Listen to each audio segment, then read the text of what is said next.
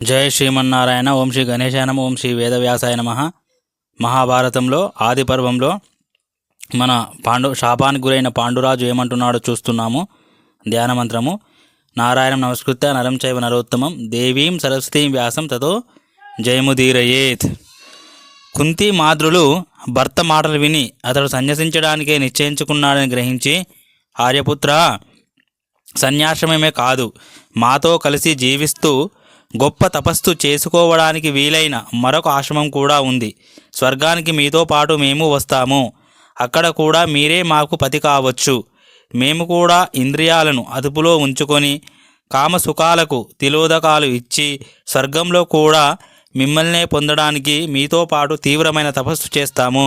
మహారాజా, మీరు మమ్ము విడిచిపెడితే తప్పకుండా మేము ప్రాణత్యాగం చేస్తాము. ఇందులో సందేహం లేదు అని అంటారు. తన భార్యల మాటలు విని పాండురాజు, మీరు ధర్మానుసారంగా ఇలాగే చేయాలని నిశ్చయించుకుంటే మంచిదే. నేను సన్యాసం తీసుకోవడం మానేసి వానప్రస్థాన ఆశ్రమంలోనే ఉంటాను. విషయ సుఖాలను, కామాన్ని వృద్ధి పొందించే భోజనం మాని ఫలమూలాలు తింటూ నార చీరలు ధరిస్తాను. ఘోరమైన తపస్సు చేస్తూ ఈ అడవిలోనే తిరుగుతాను. ఉభయ సంధ్యలలోనూ స్నాన సంధ్యా వందనాదులు, అగ్నిహోత్ర కార్యం చేస్తాను. మృగచర్మాన్ని, జటలను ధరిస్తాను. శీతోష్ణాదులు, సుడిగాలులు వంటి వాటిని ఓర్చుకుంటాను. ఆకలి దప్పులను లెక్క చేయను. దుష్కరమైన ధ్యానం చేస్తాను. పక్వమైన అపక్వమైన ఏదో ఒకటి తింటాను. ఫలమూలాలు, నీరు, స్తోత్రాలు వీటితో పితరులను, దేవతలను సంతృప్తి పరుస్తాను. మహాత్ములను దర్శిస్తాను. వనవాసులెవ్వరికీ అప్రియం చేయను. గ్రామవాసులతో నాకు సంబంధమే ఉండదు.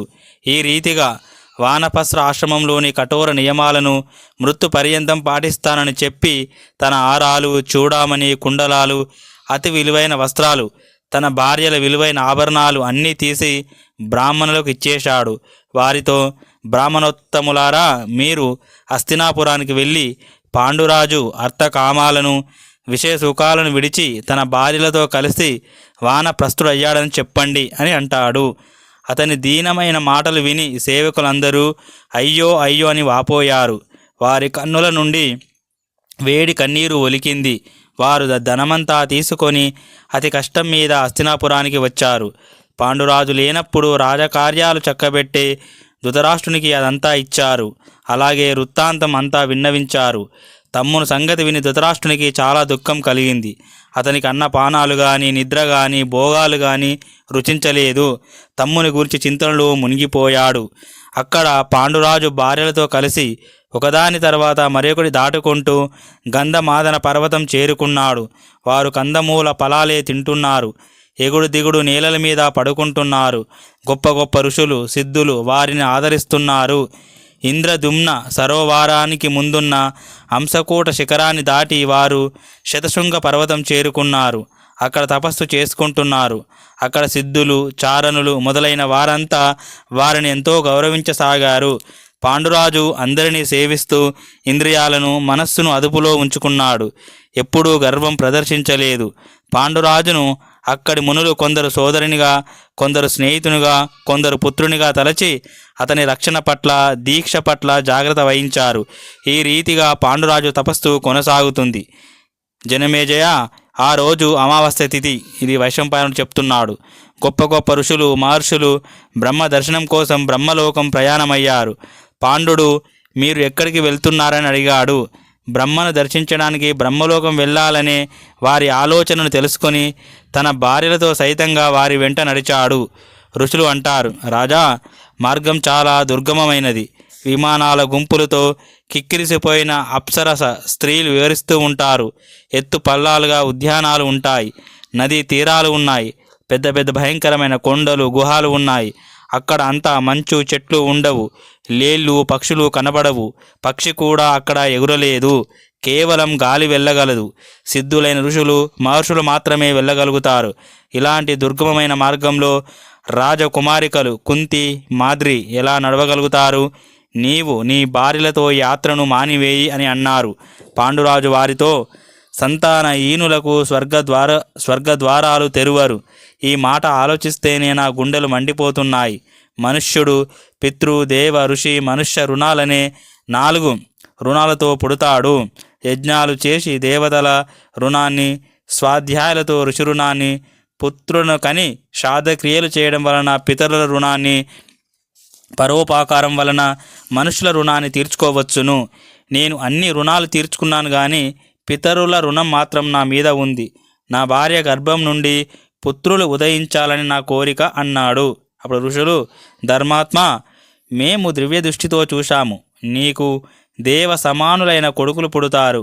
మీకు దేవతలు ఇచ్చిన ఈ అధికారాన్ని అనుభవించడానికి ప్రయత్నించండి, మీ కోరిక నెరవేరుతుంది అని ధైర్యం చెప్పారు. పాండురాజు ఋషుల మాటలు విని ఆలోచనలు పడ్డాడు. కింద మహాముని శాపం వలన తాను స్త్రీ సహగమం చేయలేనని అతనికి తెలుసు. మహర్షులు అక్కడి నుండి ముందుకు కదిలిపోయారు. ఒక రోజున పాండురాజు తన ధర్మపత్ని కుంతితో ఆమెను పుత్రోత్పత్తి కొరకు ప్రయత్నం చేయమన్నాడు. దానికి కుంతి, ఆర్యపుత్ర, నా చిన్నతనంలో నన్ను నా తండ్రి అతిథి సత్కారాలు చేయమని నియోగించాడు.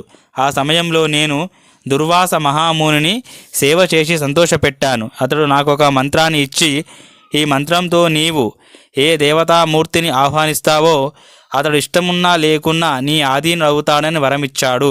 మీరు ఆజ్ఞాపిస్తే నేను ఏ దేవతను ఆహ్వానిస్తే ఆ దేవుని వలన సంతానం కలుగుతుంది. చెప్పండి, మీరు ఏ దేవుని ఆహ్వానించమంటారు అని అడిగింది. పాండు మహారాజు అంటాడు, ఈరోజు నీవు విధిపూర్వకంగా ధర్మరాజును ఆహ్వానించు. అతడు ముల్లోకాలలోనూ గొప్ప పుణ్యాత్ముడు. అతని వలన కలిగిన సంతానం తప్పక ధార్మికుడు అవుతాడు.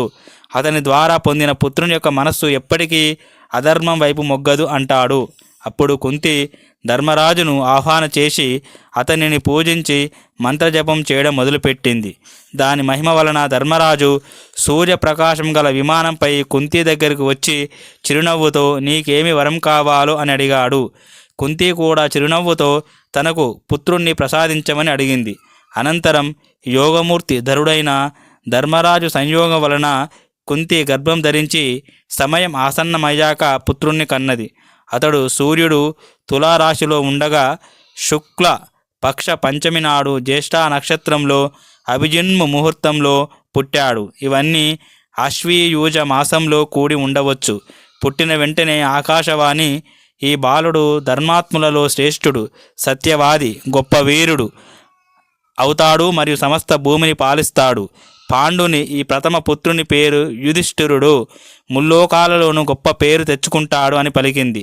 కొన్ని రోజుల తర్వాత పాండుడు మళ్ళీ కుంతితో క్షత్రియులు బలమే ప్రధానంగా కలవారు కాబట్టి బలవంతుడైన ఒక పుత్రుని కనమని అడిగాడు. పతి అనుమతి పొంది కుంతి వాయుదేవుని ఆహ్వాన చేసింది. మహాబలి అయిన వాయుదేవుడు లేడి వాహనం ఎక్కి కుంతి దగ్గరకు వచ్చాడు. కుంతి ప్రార్థన వలన ఆమెకు అతని వలన భయంకరమైన పరాక్రమం కలిగి అత్యంత బలశాలి అయిన భీమసేనుడు పుట్టాడు. అప్పుడు కూడా ఆకాశవాణి బలవంతులందరిలో ఇతడు శ్రేష్ఠుడు అని పలికింది. జనమేజయ, భీమసేనుడు పుట్టినప్పుడు ఒక గొప్ప విచిత్ర సంఘటన జరిగింది. భీమసేనుడు తల్లి పొత్తిళ్లలో నిద్రపోతున్నాడు. ఇంతలోనే అక్కడికి ఒక పులి వచ్చింది. భయపడిన కుంతి పరుగు తీసింది. భీమసేనుని మాటే మరిచింది. అతడు తల్లి ఒడి నుండి జారి ఒక రాతిపై పడ్డాడు. అది నుగ్గు అయ్యింది. రాయి 100 ముక్కలుగా బద్దలవడం చూచి పాండుడు ఆశ్చర్యపడ్డాడు. భీమసేనుడు పుట్టిన రోజునే దుర్యోధనుడు కూడా పుట్టాడు.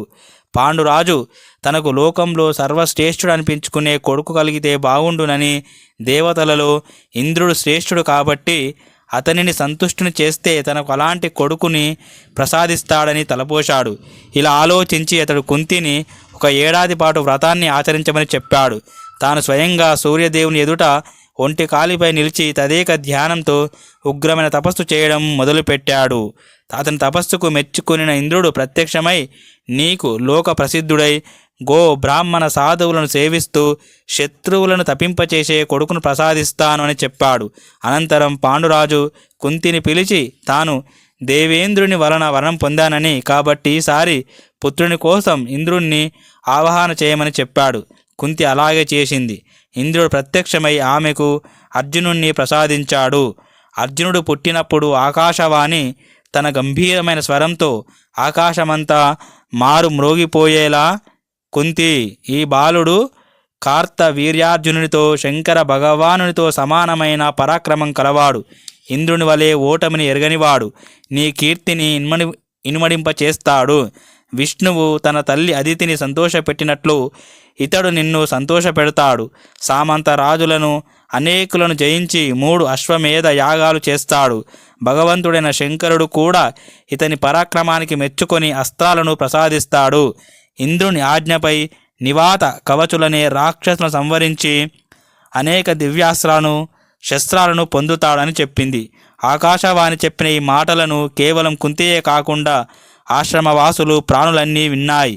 ఇది విన్న ఋషులు, మునులు, దేవతలు, సమస్త ప్రాణులు ఎంతో సంతోషించాయి. ఆకాశంలో దుందుబులు మ్రోగాయి, పుష్పవృష్టి కురిసింది.